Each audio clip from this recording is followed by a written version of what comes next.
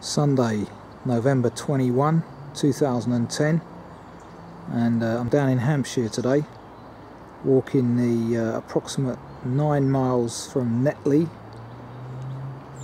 around the River Hamble area to Botley. So that's book 1, walk 3. Doesn't sound the most interesting of walks, bit urban, but nevertheless has to be done to complete the walks. It's approximately 12 o'clock now. The walk is about 9 miles, as I say. 4 hours 15 is the predicted time, so it should be done just as dusk is falling, with sunset due at 4:05 today. So let's see how we get on. Okay, 10 minutes in. There's what used to be Netley Chapel, now some kind of heritage centre in Royal Victoria Park. There's the miniature railway, and in the distance the Southampton Water, I presume that is. Information board here telling us more about the 200 acres of the country park. Opened in 1980, and clearly showing the walk ahead.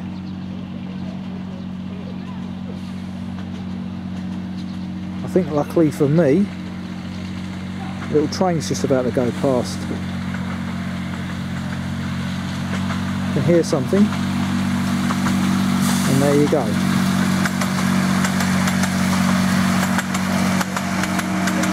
I'm sure that my nephews would love that.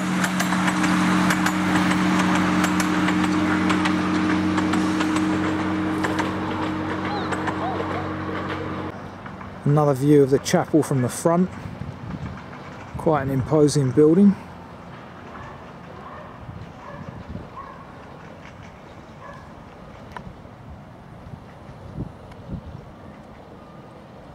The view from the pier of Southampton Water. Obviously quite an industrialised scene.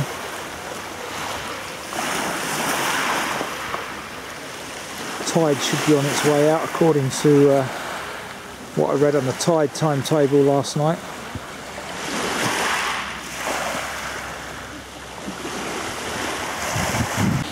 There's the split stones with a poem on them written by Frank Thompson to commemorate the 50th anniversary of D-Day.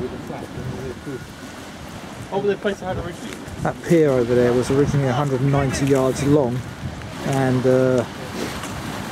was built for hovercraft, or used by hovercraft, but originally had something to do with the hospital which the chapel was originally, back in Victorian times. It's a grey, cold day today, but at least it's not raining, which is why I came down this way. Just had to divert slightly past this yacht club, just down there, and I'm now following a path that is known as the Strawberry Trail, amongst others. Wind's picking up. Hope that doesn't mean rain's coming.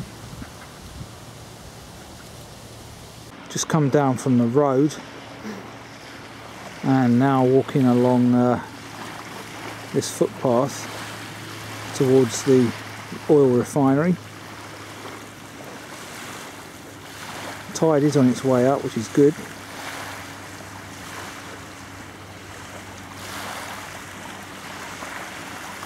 Not the usual vista that I'm familiar with, but as I say, it's the variety of the walks.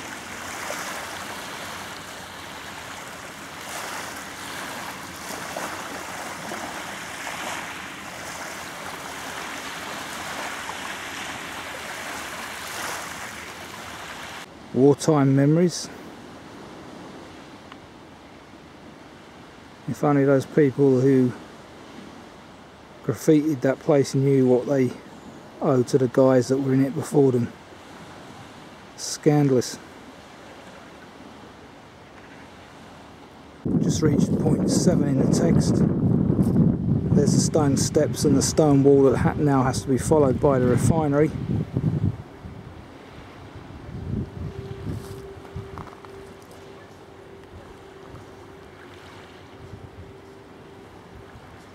Right, just walked past that refinery. It's like walking through a petrol station when you're topping up. Horrible smell. No fires on the beach. Probably blow the place up if you had one.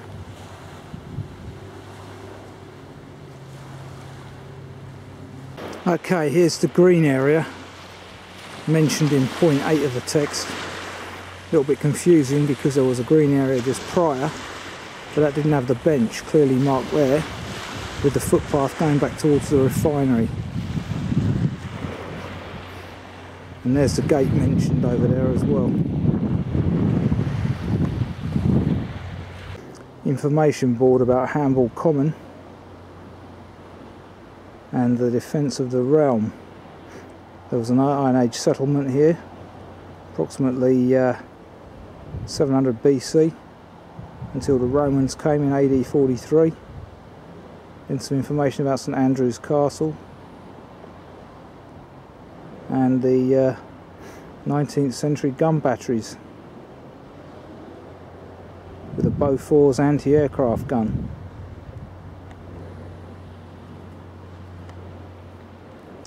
I think the instructions in point 8 are a little bit long-winded. Could have got to this post by taking the first left after the end of the fencing, to be honest with you, but I guess the original author wanted to use some clear away marks, or maybe that path wasn't around at the time. Although I noticed the text was updated in September 2010, so I personally would have taken the first left after the end of the fencing at the bottom of the steps, because it would have got you back to this point anyway. 2-plank footbridge mentioned in point 10 is now 4 planks, and it doesn't seem to be going across any particular stream now. Dried up. Lovely oak wood, this. Massive refinery next door though. Still smell petrol. And here we have the River Hamble, and what looks to me over there to be the ferry. Then the infamous pink ferry. That's great. Got to get across this river shortly on that ferry.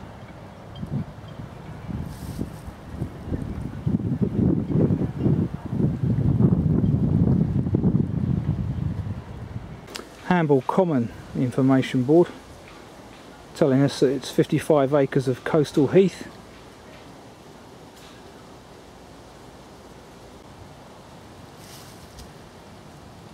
Soon be with the ferry. Okay, so the ferry is now a taxi, and it's also yellow.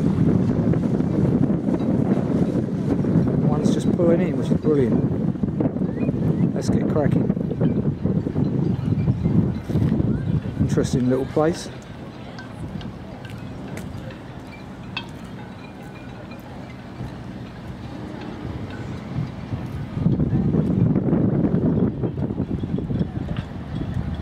Ferry to Warsash.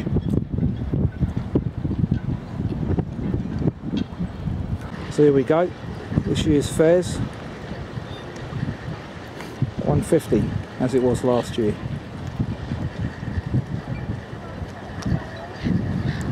And there awaits my taxi.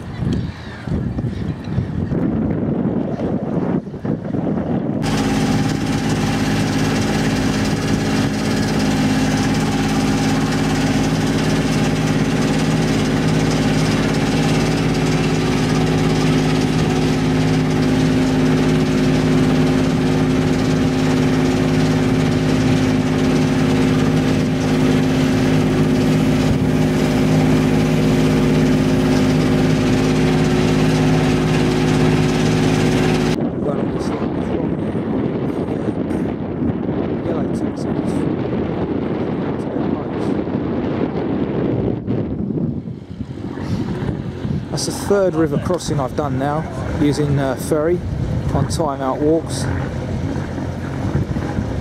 Although actually 2 of them were time-out walks. The other one was my other walk down at Melton, Suffolk. The other time-out walk, one involving a ferry, was somewhere down near Bournemouth. I can't remember which walk that is, but interesting.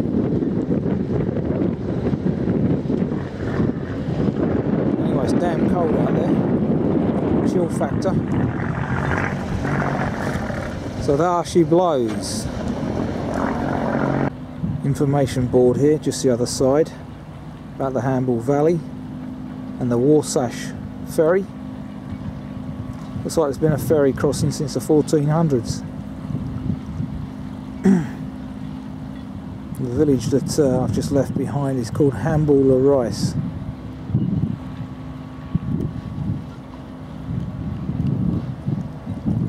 It's only a 5-minute crossing. Further evidence here of pillboxes. My onward journey now is north, 3 kilometres along this track apparently. It's approximately 1:45 now, so I need to have lunch at some point. Out of this wind, that's for sure. Some nice autumn colours over there. Okay, now 2 o'clock, I've had me lunch, decided to make use of this bench dedicated by Mick Hayes, who died in 2007. Pleasant enough scene. Very cold though.